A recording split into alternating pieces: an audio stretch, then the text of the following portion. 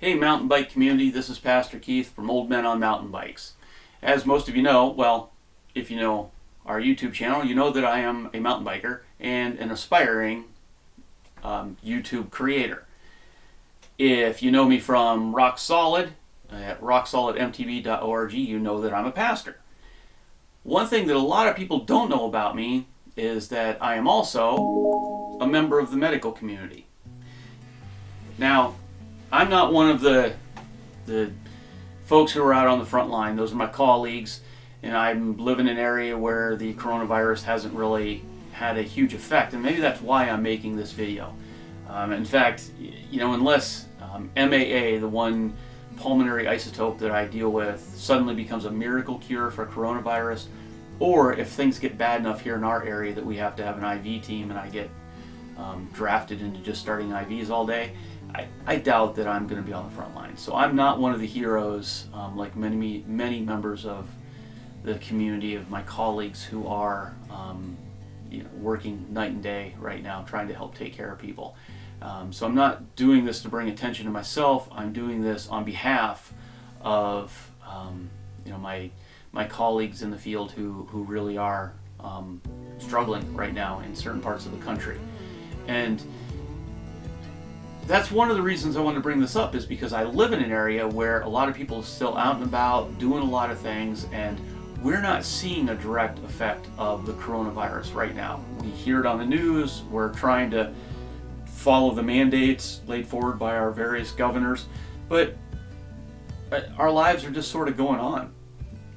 And the numbers that we're seeing on the news are sometimes hard to try and grasp. So with that, I've seen a lot of stuff on social media.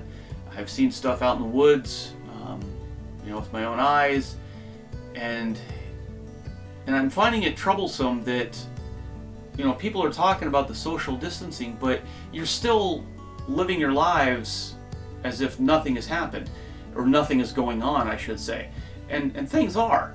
And I want you to think about this for a second. Even if you live in an area of the country where you're not hard hit right now, potentially you could be, but this idea that we're all in this together, the idea of looking at the big picture, to sacrifice for those who are struggling,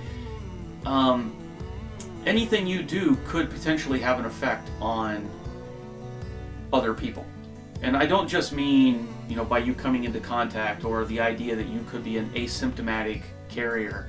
I'm not talking about all that scientific aspect of it. I'm talking about mountain biking. And what you do could impact somebody down the road. And here's how.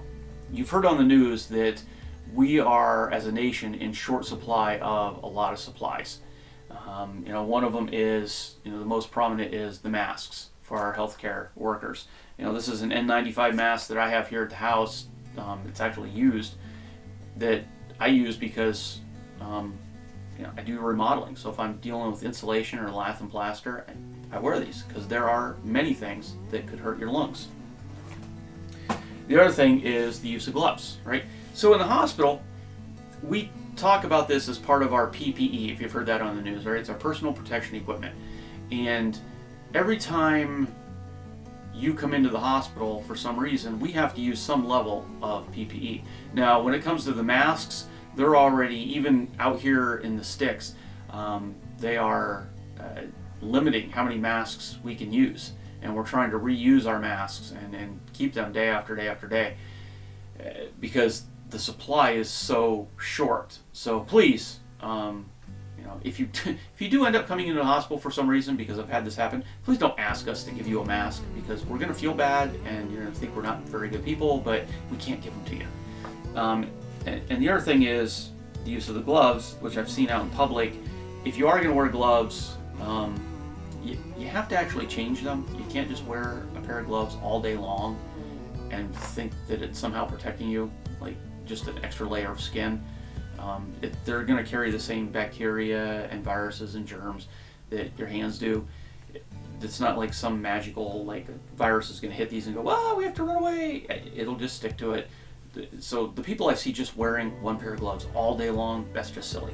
You have to change them. But this is, again, about mountain biking. And this is my request to you on behalf of all of my brothers and sisters in the medical community. If you are going to be out and you're still going to be riding and you're going to be getting the sunshine, I understand it's a good thing. It's physically and mentally positive thing for that to be happening. I get it. Go out and ride. You know, it's one of the things that's allowed even under the limited travel that we're supposed to be under, that going out to the trailhead or going to the hiking, you know, I get it. However, here's what I'm asking. Tone it down. Take your riding down 1 or 2 levels. Don't ride with the same aggressive attitude. Leave your ego at home. You don't need to prove to your friends that you can hit that drop or you can make that gap jump. Go out and have fun, but don't take chances right now. And here's why. Say you decide, yeah, I'm going to try and hit that gap jump. All winter I've been thinking about it. I'm going to do it, man. I've been waiting. And you don't make it. You end up getting a little banged up. Maybe you have to come into the ER for, maybe just a few stitches. Maybe you got to check a twisted ankle. Every single member of the medical community who has to deal with you now has to wear some level of PPE, which means their mask, which they're trying to reuse now, is getting more exposure from you, and every pair of gloves, we have to throw them away. I know you think about this, there are things other than the coronavirus which are still going on. It's not like every other disease in the world went, oh wait, sorry, we're on the sidelines, it's coronavirus's turn. Right? Tomorrow, when I have to get up in the morning and I go to the hospital, I still have to deal with people who are having cardiac issues or having oncology issues. Cancer just doesn't go away. So I'll go through several pairs of gloves just with one patient. We have to. And we wash our hands to the point that they bleed. That's normal life for us. What we don't need right now is to be dealing with that with the anticipation of a virus that we could be catching no matter how much we try to protect ourselves. And then we got to deal with some yahoo decided to, do a drop off a rock and, ended up dislocating his shoulder when really you could have just rode around this time. So I know it's hard. It's really hard for all of Americans for some reason, no matter how much we talk about it, but think about everybody else right now. I promise you, there's not a single person in this universe who wears scrubs who could care less whether or not you can ride that skinny and actually make it to the other end right now. We don't care. You know what we do care about? Not seeing you at the hospital right now. So take it down a couple gears. Think about what's going on in the rest of the world.